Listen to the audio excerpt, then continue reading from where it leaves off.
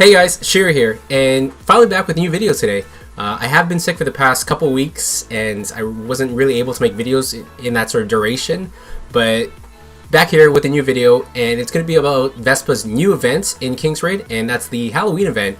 This is a really exciting thing just to kind of go over because it's really showing that Vespa's actually listening to the player base on what they want as actual content in the game.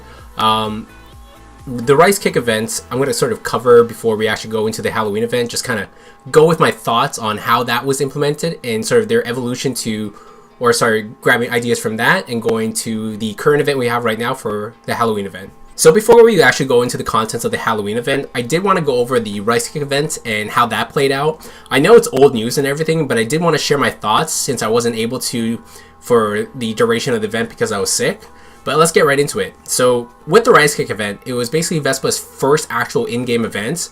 Light up events, the arena ticket events, as good as they were for as far as freebies went, they weren't actually events in sort of that sense, in my opinion. The Rice Kick event implemented sort of a currency we were able to grab to spend on pretty good amazing items like the random unique weapons, the 3 infinity stones, and the glorious gift boxes, right? But unlike other games, the way they implemented the Rice Kick event was very bare bone. And don't get me wrong, I'm not going to bash Vespa hard on this just because I know they don't have the budget compared to other developers to really just put in that sort of money for the art asset and stuff like that. But I was really happy that Vespa did implement something like that because it showed that they wanted to put their sort of game in that direction. Now, the biggest problem I had with the Rice Kick event was, it wasn't a change of scenery. You're essentially doing the same thing you did every day, and that kind of got stale. But like I said, they didn't have the budget most likely just to pay people to get the art assets for that for a sort of event map. But albeit that, my biggest problem was it wasn't accessible. If you were a endgame player, you're farming hell mode and higher level dragons, you were able to get all the rewards you wanted from the Rice Kick events with relative ease, I would say. But if you were a newer player, it was very difficult for you to get the random unique weapon, all 3 infinity stones, and maybe get some change for gift boxes. The formula they had was every 6 stamina you spent gave you a 10% chance to get 1 to 5 rice cakes. Now for the endgame players, that meant they had 40 to 60% chance to get rice cakes at the end of a mission. But for newer players, if you're just doing, let's say, chapter 6 hard, or even just chapter 6 in general, those maps take 12 stamina. That's a 20% chance just to get 1 to 5 rice cakes. 20% chance. And it was very daunting for those players, right? They weren't able to get the goodies that all the other people were getting. They had a big crutch too, where these players could get the rice cakes they needed if they bought stuff in the special shop with their rubies. But I don't think it was fair that they had to spend their rubies they didn't want to spend to get the rice cakes, to get the items other players are getting with relative ease because of an RNG system. But albeit that, Vespa took all the feedback they had in the Rice Kick event and implemented them into the Halloween event and basically fixed up every issue we've had and made a quite amazing event in my opinion. So we're going to finally go over what the event is for this Halloween event. And first and foremost, once you go to Orville, you can see that the art asset for the town changed, and whoever did this, absolutely amazing job. I love it. It's high quality stuff. You can see there's like a little cauldron in the middle too. I just love the art and the colors they chose for it. But where you're going to get to the event is May's Workshop here. And here you're going to see the Halloween Dungeon and Halloween Shop, 2 tabs here. So the Halloween Shop is where you're going to be using the currency you get from the dungeon to buy some really good goodies. So we'll go there first. Now these 2 boxes function just like the Autumn Gift Box. This one does provide a little better loot.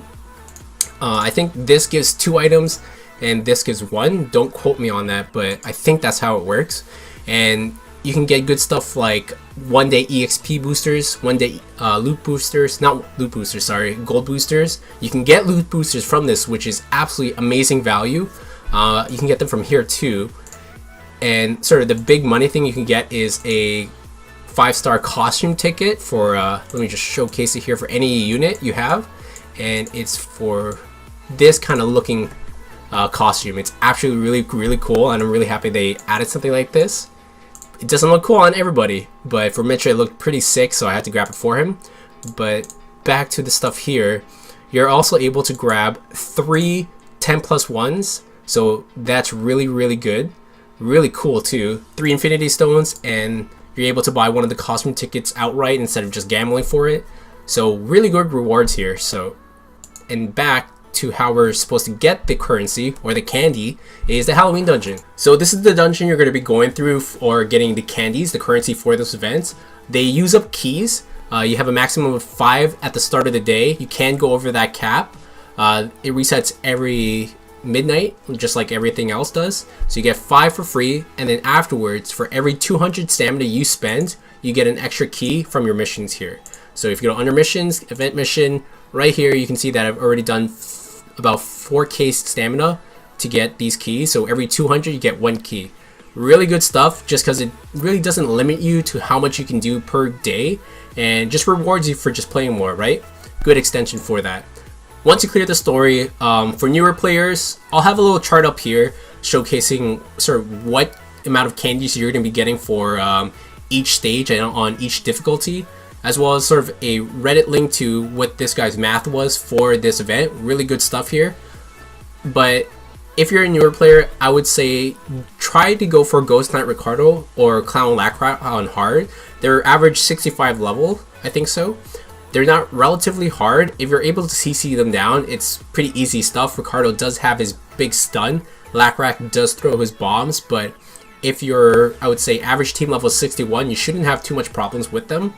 If you're endgame, if you're like an endgame player, obviously doing Big Daddy Nix here, we'll actually just go ahead and showcase what one of these maps look like. We'll do Nix here. I don't know who's equipped, but we'll pick these ones. We'll just do a little showcasing of Big Daddy Nix's mode in hard mode. And if you're, I think, I would say team level of 67 or plus, with some decent T6 gear, you could probably do this fairly easily. Just give it a shot. If you can't, you can't, right? Just go back to Lacrack or Ricardo, even Cassandra if you want to.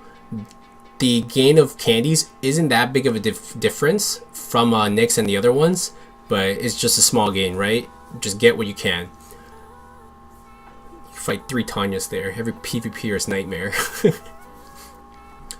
So the bosses in these missions aren't really that hard. Honestly, it takes more time to kill a stage of like little ads than the boss. They're fairly easy. So if you're able to kill the little mobs, I would honestly say you're going to be able to kill the boss generally. So that's sort of my overview on the Halloween event for King's Raid, and I'm going to say that I'm absolutely very happy with Vesa for implementing this. It really reignited my sort of flame for the game, just because before then it was getting to that stale point again for a lot of players too, right? The right kick event, good thing. It was a really good thing, right? But it was still us doing the same mundane thing every single time. We need sort of that change up in the routine every 2 weeks is generally the standard. If they can do it every month, that's a good start. But hope you guys liked the video. Have a good one, guys. Peace.